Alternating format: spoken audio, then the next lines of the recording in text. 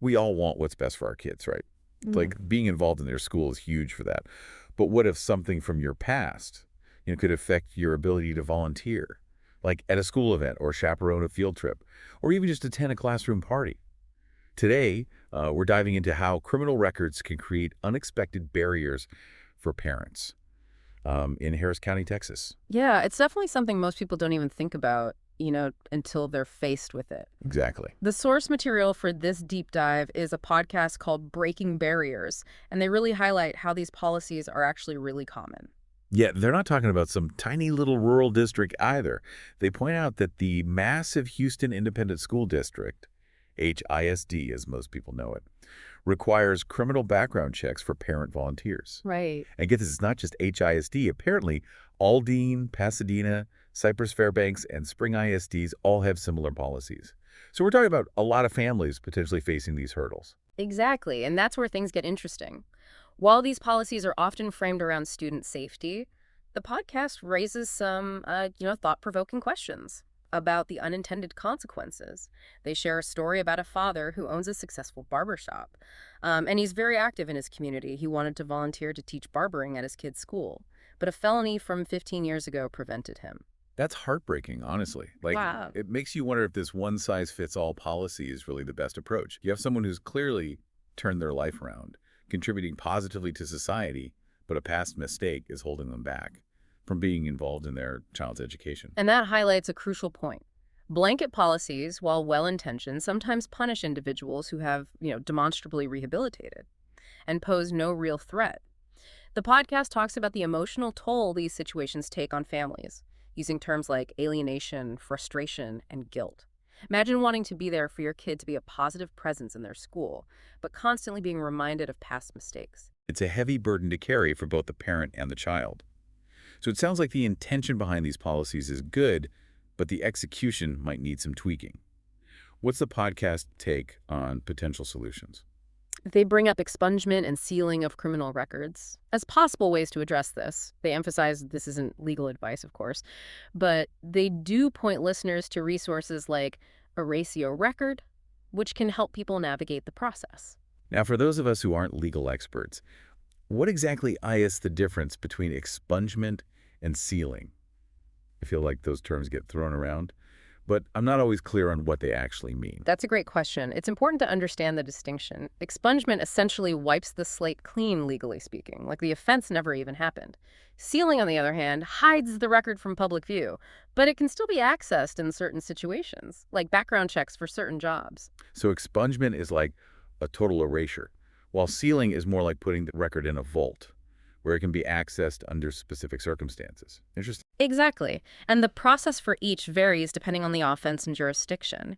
What's crucial for listeners to understand is that taking action and knowing their rights can be incredibly empowering. It's not a hopeless situation. That's good to hear.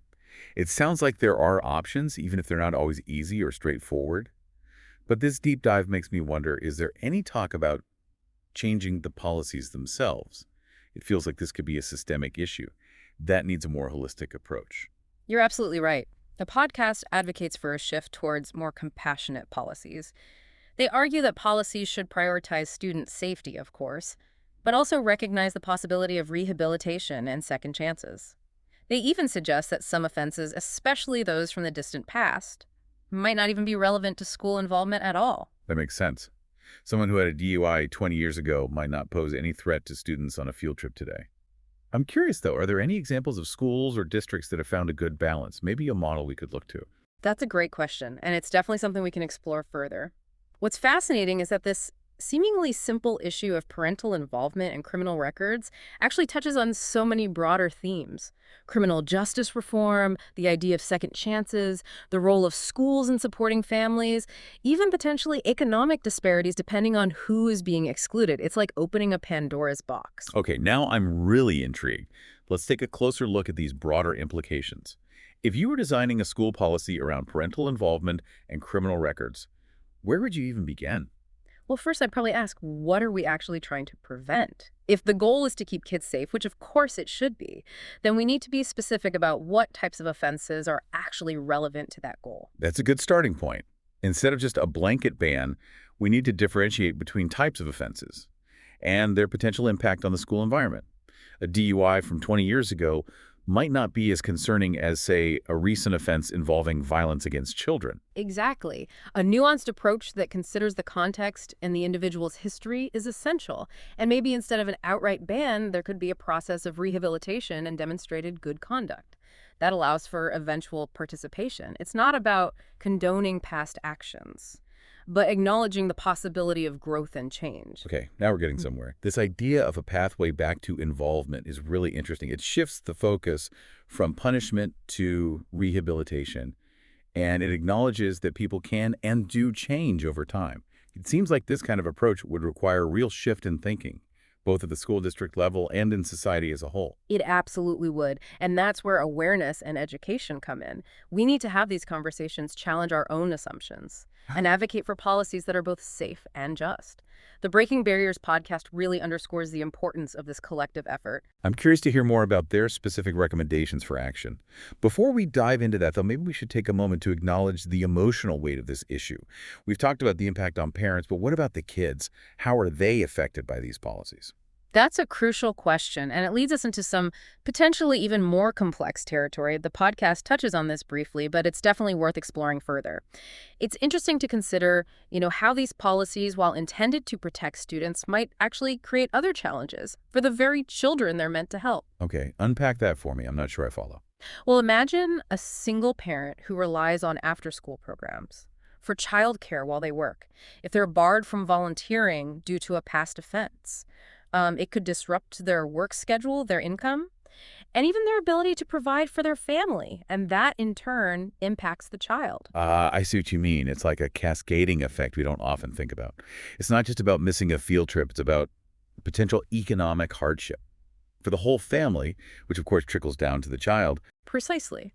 And it highlights the need for a more holistic approach. When designing these policies, we need to consider the potential unintended consequences for the whole family unit, not just the immediate goal of safety. So it's back to that balance again. Safety is paramount, but we also need to think about the well-being of the family as a whole. The Breaking Barriers podcast didn't really delve into specific alternatives, did it? Do they offer any concrete suggestions beyond just raising awareness? They didn't get into super specific policy recommendations, no, but they did issue a call to action, encouraging listeners to become advocates for change. They suggested contacting organizations like Erase Your Record, not just for individual help with expungement or sealing, but also to learn about broader policy reform efforts. They even suggested contacting local school board members or state representatives to voice concerns and advocate for change. That's smart. Empowering people to be part of the solution, not just passive recipients of it. So if you were designing a school policy around parental involvement in criminal records, like from scratch, where would you even begin? That's a complex question. But I think a good starting point would be to differentiate between types of offenses and their relevance to the school environment. A DUI from 20 years ago might not be as relevant to chaperoning a field trip as, say, a recent offense involving violence against children. That makes sense. A nuanced approach that takes context into account. What else would you consider? I'd also explore ways to incorporate restorative justice principles. Perhaps instead of an outright ban, there could be a process of rehabilitation and demonstrated good conduct that allows for eventual participation, maybe some sort of probationary period, where the individual can demonstrate their commitment to being a positive presence in the school community. Interesting. So not just a blanket exclusion, but a path towards reintegration. It sounds like there are a lot of creative solutions to consider, but they'd require a real shift in thinking, both at the school district level and in society as a whole. Absolutely. It requires a willingness to see beyond the label of offender and recognize the potential for change and redemption in individuals. And that brings us back to the point we touched on earlier, the emotional impact on children when a parent is excluded from school activities. I know the podcast only briefly mentioned this, but I'm really curious to unpack it further. What are the potential long-term consequences for kids when they see a parent being shut out like this? Well, I think the most immediate consequence is a sense of shame and stigma. Children are incredibly perceptive, and they pick up on these subtle cues. Seeing a parent being treated differently, being excluded from events, can be deeply internalized. It can create feelings of shame, like they're somehow different or less worthy than other kids. It's like they're inheriting the stigma associated with their parents' past, even if they had nothing to do with it. It's got to be tough for a child to process. And that shame can manifest in different ways. Some children might become withdrawn or act out. They might struggle academically or socially. Others might internalize that shame and develop a negative self-image. It's like a ripple effect. The initial barrier created by the policy can create a cascade of challenges for the child, impacting their emotional well-being, their social development, even their academic performance. Exactly. And it's important to remember that this is happening against a backdrop of systemic inequalities that already disproportionately impact certain communities. Meaning that these policies could be exacerbating existing disparities rather than mitigating them. Precisely. If we're serious about creating a more just and equitable education system, we need to be mindful of how these policies might be perpetuating cycles of disadvantage. This deep dive is really making me think about the interconnectedness of everything. School policies aren't just about schools. They're about families, communities, and the broader social fabric. And the impact of those policies can be far-reaching and long-lasting. It's a powerful reminder that our decisions, even those seemingly limited to a specific domain like education, can have profound implications for individuals and society as a whole. It makes you realize that we can't just look at these issues in isolation. We need to consider the bigger picture and the potential domino effect of our choices. And it underscores the importance of engaging in these conversations with an open mind, a willingness to challenge our own assumptions, and a commitment to creating a more just and equitable world for everyone. This deep dive has definitely given us a lot to chew on. It's complex, it's challenging, but it's also incredibly important. What are your final thoughts as we wrap up this segment of the discussion? What stands out to me is the podcast's emphasis on the human element of this issue. It's easy to get caught up in the policy details, but we must never forget that we're talking about real people, real families, and real lives. Yeah. And the choices we make as a society have a direct impact on those lives. That's so true. Behind every statistic, every policy decision, there are human stories of struggle, resilience, and the desire for connection and belonging.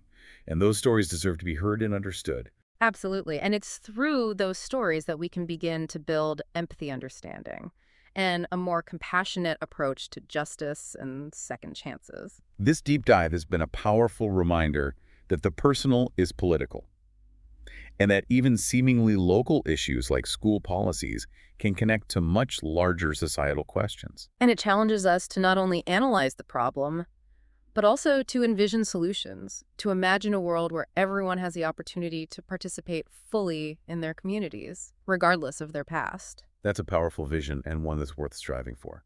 This deep dive has definitely given us a lot to ponder, and I'm sure our listeners are feeling the same way.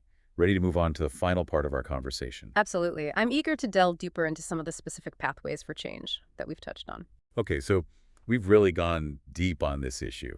The nuances of the policies, the emotional toll on families, the potential for unintended consequences, even the ripple effects on kids, and the possibility of exacerbating existing inequalities. It's heavy stuff, but it feels like we're starting to see that glimmer of light at the end of the tunnel. I agree, and that's where the Breaking Barriers podcast really shines. They don't just leave us with a bunch of problems and, sense of despair.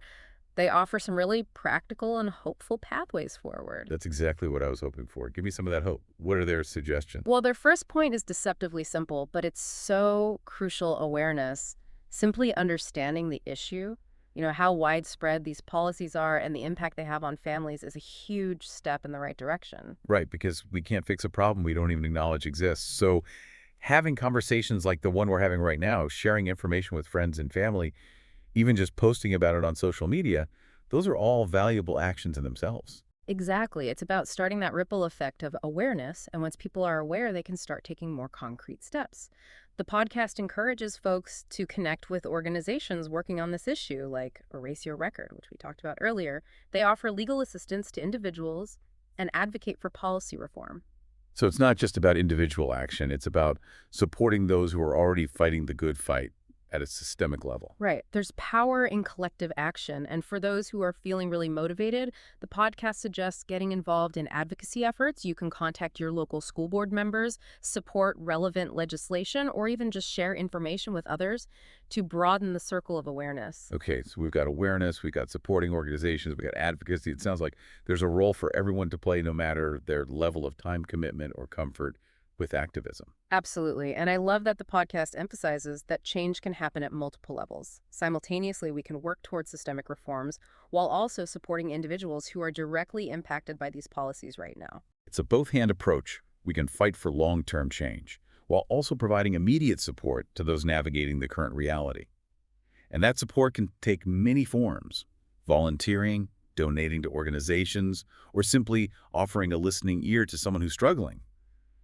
It all makes a difference. It really does. And that, I think, is the heart of this issue, recognizing that this isn't just an abstract policy debate. It's about real people, real families facing real challenges. You said behind every statistic, every policy decision, there's a human story. And those stories deserve to be heard, understood, and responded to with compassion. I couldn't agree more, and that's why I think this deep dive has been so valuable. It's not just about information, it's about cultivating empathy and understanding. So as we wrap up, what's the takeaway for our listeners if they're feeling fired up about this issue? What's the first step? Start where you are, educate yourself, have conversations, connect with organizations doing the work, and find ways to use your voice and resources to support positive change. It doesn't have to be overwhelming. Even small actions can make a difference, and collective effort can lead to real progress. I love that no action is too small. And don't underestimate the power of conversation. Just talking about these issues, raising awareness, and challenging our own assumptions is a crucial part of the process. Absolutely. It's about fostering a dialogue, building a movement, and ultimately creating a more just and equitable world for everyone. Beautifully said. This deep dive has been such a journey, eye-opening, challenging, and ultimately, I think, really hopeful. I agree, and I hope our listeners feel empowered to take what they've learned and turn it into action, however big or small. I have a feeling they will. So to our listeners, as you move forward, I want to leave you with one final question to ponder. If you were designing a school policy around parental involvement and criminal records, how would you balance the need for safety with the importance of second chances and family reunification? It's a tough question, but one worth wrestling with as we continue to navigate this complex issue. It is a tough question, and one that demands careful consideration and a commitment to both justice and compassion. But if we engage with it thoughtfully with open minds and open hearts, I believe we can find solutions that work for everyone. That's a perfect note to end on. Thanks for joining me on this deep dive. It's been a privilege to explore this issue with you. And to our listeners, thank you for diving deep with us. Keep learning, keep questioning, and keep pushing for a better world. We'll see you next time.